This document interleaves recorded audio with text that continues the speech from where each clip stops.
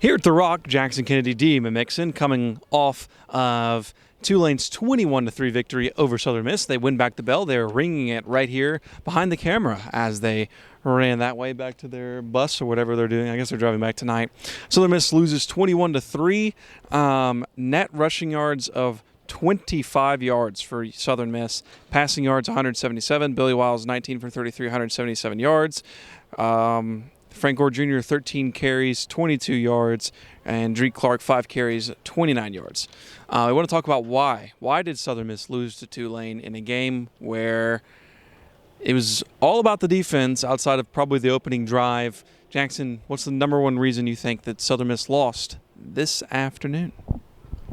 I kind of want to bounce off of what Billy Wiles said in our post-game press conference videos, which if you haven't watched that, it gives you a lot of insight and a lot of answers for questions that the Golden Eagle faithful may be asking. But bouncing off of Billy Wiles, I would say execution. You know, the plays were there, people were open, but the offensive line would just fall apart. And that was a big thing, and we're going to mention it on our post-game podcast, which will be going up later tonight. But the offensive line didn't execute.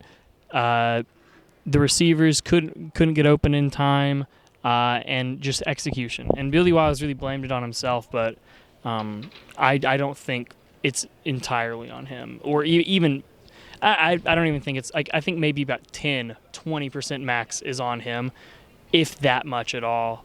This just was a thing of poor performance. Didn't really seem like they wanted to win it, in my opinion. And I don't know how true that is, because obviously you want to win every game you play, but at some point it feels like they just kind of gave up. Yeah. And being down, 21-3, and you've got 15 minutes left, crazier things have happened, Dima. Far crazier. 28-3 in the Super Bowl.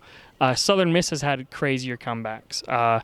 So I think that is why they lost. And one thing that I'll say before I pass it back to Dima, tell me, correct me in the comments if I'm wrong, but Jeff Bauer in year 3 was 3-7-1 with losses to Memphis State, Southeastern Louisiana, and Tulane. So for the people that are kind of waving the white flag or pressing the panic button, I wouldn't say it's now. Obviously, this is not the kind of performance that you want to see from Southern Miss.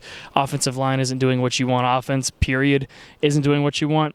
But pump the brakes a little bit. The season's not even 25% of the way over yet. Yeah, there's two main things to me of why Southern Miss lost this game. And number one, I think it's play calling. And I know I'm not one who is going to, say much about the coaching or anything like that. But, coming into this game, Jackson and I did a pregame podcast, and we all said that it's going to be very difficult for them to run the ball against this Tulane defensive line. That held true for the entire game.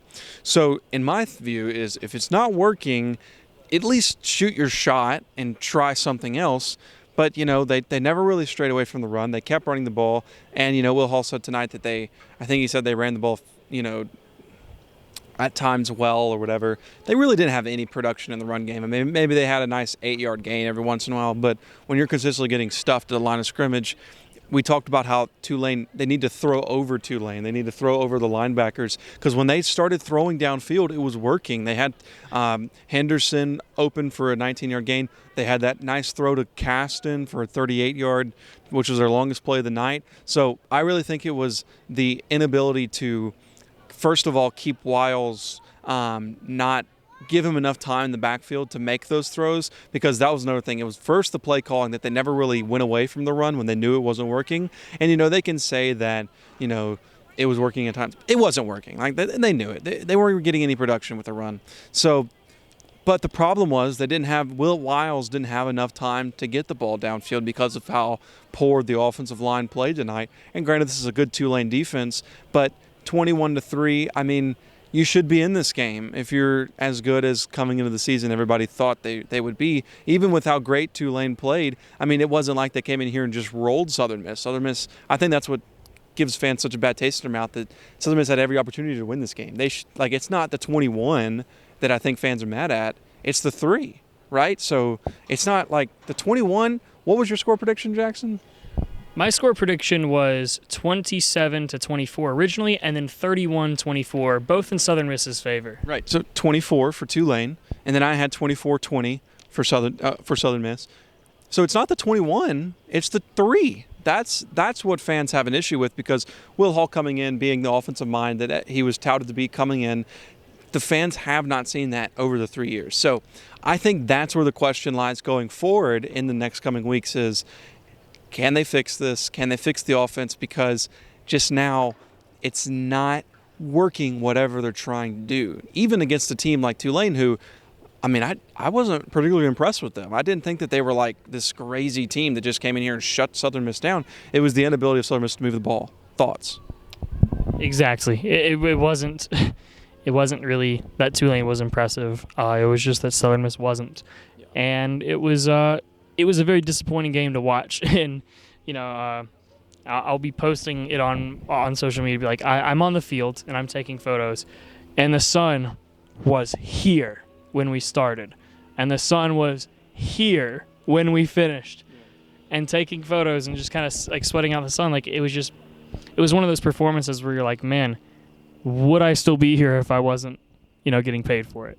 Because it was just that kind of a night. And it's not to knock any Southern Miss player or coach or say anything poor about them. It was just that kind of a disappointing feeling of, you had every opportunity to not only have a better score, but you had every opportunity to win that game. Like the failed fourth down conversion of Frank Gore Jr. trying to pass it. That was a touchdown pass. Yeah. That was a touchdown pass. It was either, And that's on Frank Gore. That's not on, as Tulane rings the bell heading into their bus, but that is on Frank Gore. You don't need to lead him. There's nobody within 30 yards of him, and he's trying to lead him on this touch pass.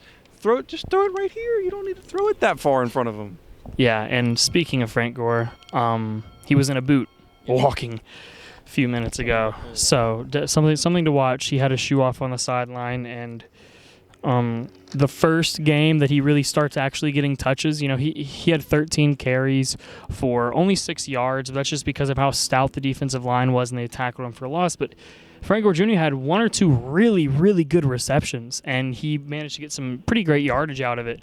I don't think it was on there. I think it'll probably be on like the whole full game thing, because he wasn't in like one of the top receivers, but he had 2 really, really good receptions, and now he's in a boot. And that is not what you want to see, because that's what Will Hall was trying to prevent weeks 1 and 2. In the first game that he gets used, something like that happens. It doesn't seem like it'll be too terribly bad. Maybe he'll miss this game, but my internal optimist is telling me, he'll definitely be back by Texas State. Yeah. Well, what I know is I saw him walking off the field. He couldn't walk on his own might coming off the field, but when he was out here, Jackson and I saw him kind of with his family. He was able to put pressure on that foot. So something definitely to monitor in practice. That's why Southern Miss lost to Tulane. That's Jackson Kennedy. I'm Dima Mixon. Much more to come on the post-game podcast. You can find that wherever you find your podcasts.